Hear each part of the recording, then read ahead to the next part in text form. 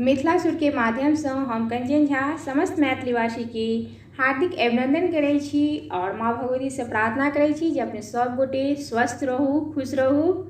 और आइ अपने सबके एकटा कन्या परिछन गाबि कऽ सुना रहल छी। आशा अछि जे गीत नीक लागत तऽ लाइक कऽ देबै, शेयर करब और जे केओ गोटे सब्सक्राइब नहीं केने छियै से सब्सक्राइबो कऽ देबै, संगे बेल आइकन के दबेनाइ नहीं बिसरब। जय मिथिला, जय मैथिली। सुनू ई गीत। सजी धजी एली दुल्हन चढ़ी लाल कार है, सजी धजी एली दुल्हन चढ़ी लाल कार है, बाजन बाजे लागल ससुर के दलान है, मंगल होबे लागल ससुर के दुआर है, अंधन लक्ष्मी बारी एली सब जगमग भेल उजाला, अंधन लक्ष्मी बारी एली सब जगमग भेल उजाला,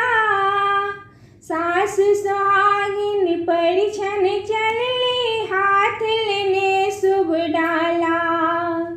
घूंघट समारो दुल्हन चलो धान धान है, घूंघट समारो दुल्हन चलो धान धान है, कोबर में होयत दुल्हन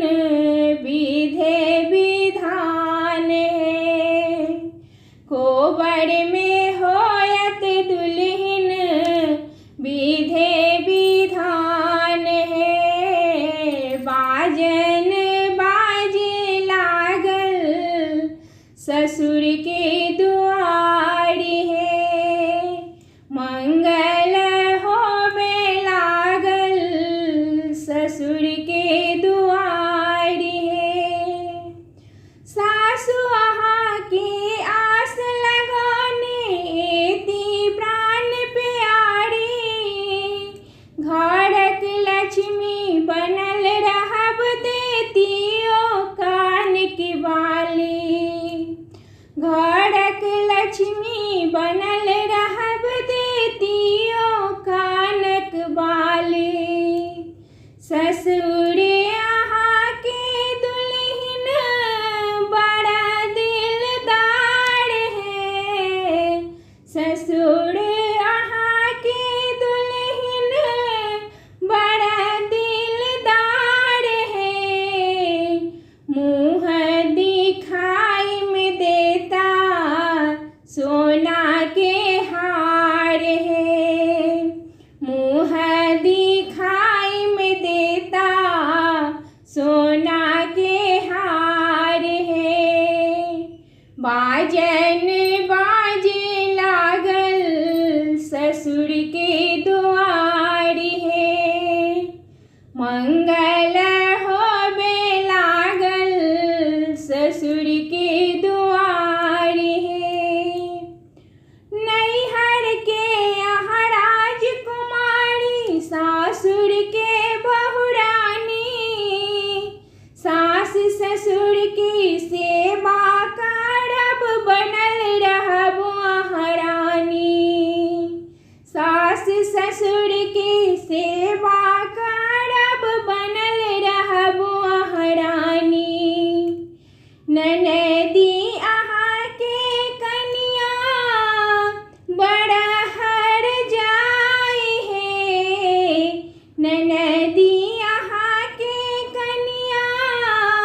बड़ा हर जाई है,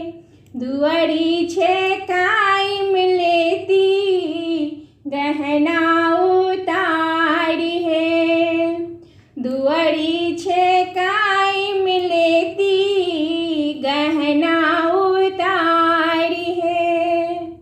बाजन बाजे लागल ससुर के दलान है, मंगल होबे